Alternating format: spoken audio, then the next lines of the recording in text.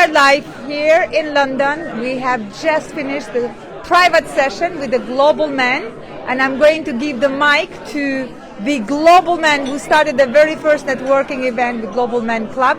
Now you can see the room is full because full of energy, of course, feminine energy, because the ladies have just arrived.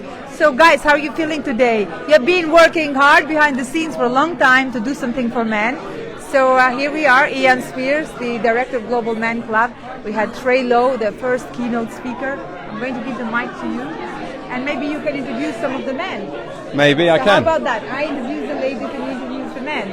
I see. Okay, over to you. So, was there a question? You can introduce yourself and Trey now. So, hi, yes, Ian Spears. We have just had our first meeting for Global Man. We had some guest speakers as well. One of them standing next to me. This is my good friend Trey L. Trey. Do you know what? It was brilliant having that conversation with a group of men. And what was interesting and good about it, rather than it just being a business network, like you saw before we even started, men were actually opening up and talking about very important topics that these men will not be speaking now that the room's mixed. And I think it's important for men to have spaces where they can speak about what's important to them.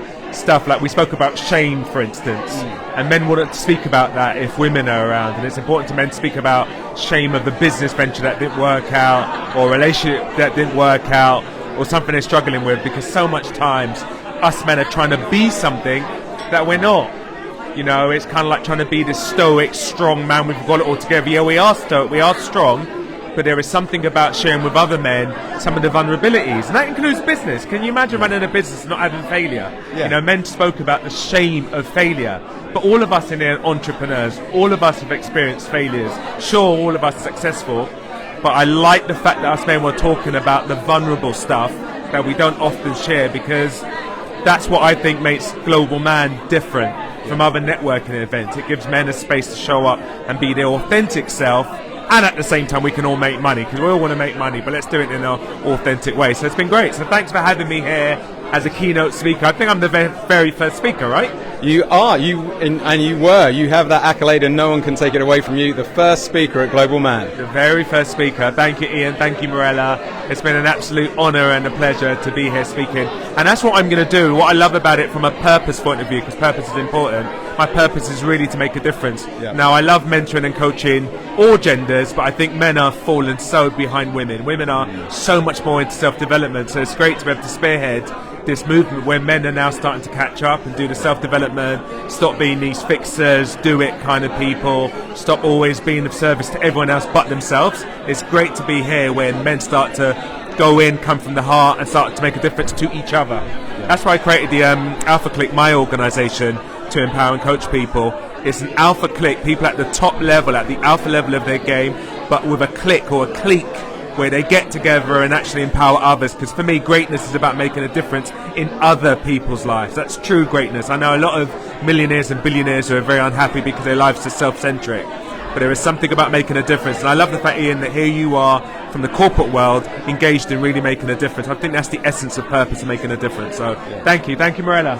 Yeah. So in the corporate world for now, but hopefully we're going to dedicate myself to this. Right, let's see who we can find. Okay, we've got a group of guys over here. And a 4. Guys, sorry, can I interrupt? Oh, yes. Right, so. Oh my word.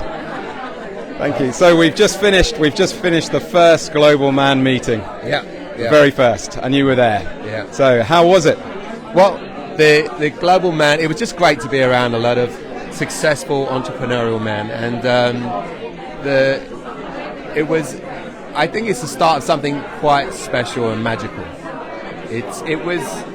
I'm very excited to be here at the very birth of Global Man. It's really cool. Thank you very much. And this is Billy Reed, by the way, and Billy's been giving me a lot of help getting ready for this. So, James, how about you? How did you find that? Oh, I absolutely loved it. I think there's such a need for it. I think it's interesting. Morella said she'd asked, how do you get a group of men to come together? And they said you offer them money or women. Well, I think there is another thing which we're missing, and that is the idea of brotherhood. The idea of this men coming together to be in other men's company and feel supported in that, and empowered as a man as well. I think it's so important and so needed. And that's what I got from this morning, so it's great. Awesome. Well, hopefully that will be the first of many. We'll be meeting regularly, and we've got plans for 2024. If you could get one thing from this club in 2024, what would it be? Grow my network. Grow your network. Grow my network and make some new friends. Okay. James, how about you? I echo that, grow my network, but I think more than that, have a like-minded community of heart-centered leader men. Definitely. Heart-centered leader. I love that phrase. Brilliant. Thank you ever so much. Right, let's see who else we can find. I'll let you get back to... sorry that the women ran away. I'll let you get back to... If you scan this with your camera. Sorry, can I interrupt for a second? Right. Oh, we've just finished the first meeting of Global Man. Yes, we have. We have. You were there. How was it? It was fascinating. What was great about this is actually we put men in a room, and I think something that you said earlier on, that is this the right thing to do? Do we want people who are already established, already formed, already at this position where they know what they want? You know, they already have direction. But I think the interesting thing is, the pressure is on men to be formed and be established and have that stature, and they kind of feel like they need to know what they're doing and where they're going. The reality is, it's kind of a hardened shell, but internally there's a certain amount of turmoil, and there's always questions that we ask of ourselves, and it's great to be in a situation where we can begin this dialogue, because, you know, as it was mentioned, men generally don't do this. So I think it's a great thing to do, to bring down those barriers. The irony is, I think, for men to be established in that way and to have that growth, there needs to be a certain amount of acceptance that growth is necessary, growth is required, and a certain amount of acceptance of failures, internal failures, external failures. So I think that's a really powerful platform and a lot of potential in this. So great, thank you for having me. No, thank you very much, and thank you for those kind words. Sorry, your networking's run away. I'll let you go and find some more people to network with. No problem at all. Great. Okay, let's go and find these guys now. Right then, I'm going to interrupt these guys.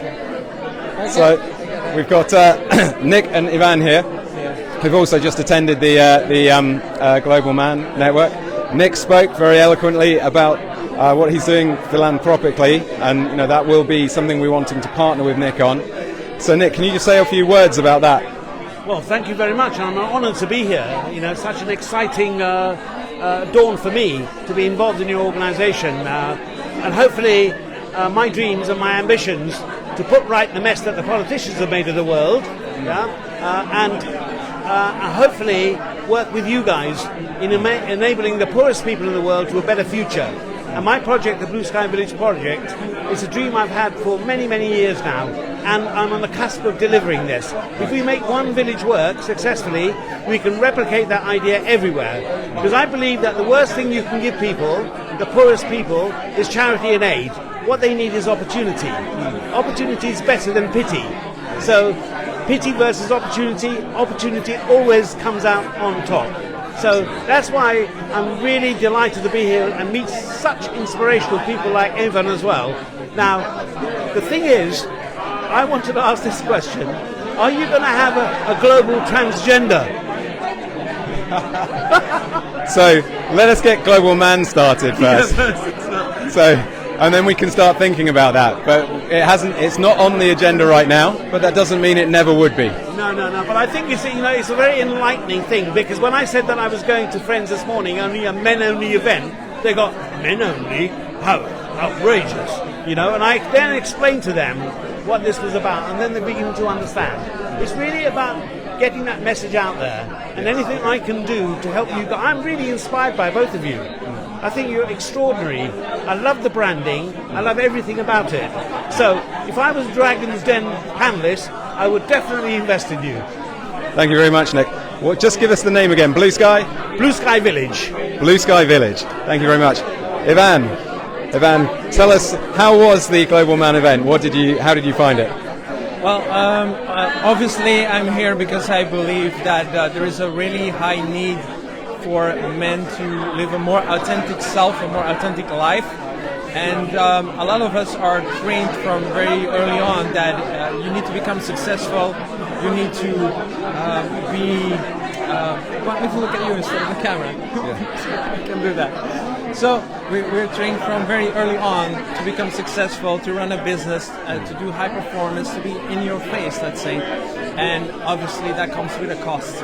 And I believe that it is absolutely okay to do all those things, but we need to integrate who we really are, and sometimes we need to figure out who that is, and to become real, authentic. And when we can bring that into our leadership, into our business, into our families, that's when you see a massive shift, not only for your own relationships, but also the performance of your business. And I think all men need that, so it makes sense. Thank you very much, Ivan. And then one last question for you as well. So thinking forward to 2024, if you could get one thing out of Global Man, what would that be? To make more impact, so to reach more men. Reach more men, fantastic. So a couple of thoughts on Global Man and where we're going, just to position it. What we want is men to be living from the inside out. So rather than putting business first, putting being a provider first and letting that define them, we want men to put themselves first. That might sound selfish, but by putting themselves first, giving themselves some self-love, looking after their health, looking after their relationships, life will flow more for them. Business will become less of a struggle. In fact, business will flow as well. We also want men to be men, not afraid to be masculine and show up as masculine. That's not toxic masculinity, it's grounded masculinity. And that means giving people with feminine energy, women, the space to be women, the space to be feminine. And that's where the magic happens. In business, you'll get outperformance. A diverse organization will outperform an undiverse organization, but also in relationships too. The magic happens when you have that polarity of masculine versus feminine. And that's what we're looking to drive in Global Man, as well as having those network opportunities and those business opportunities.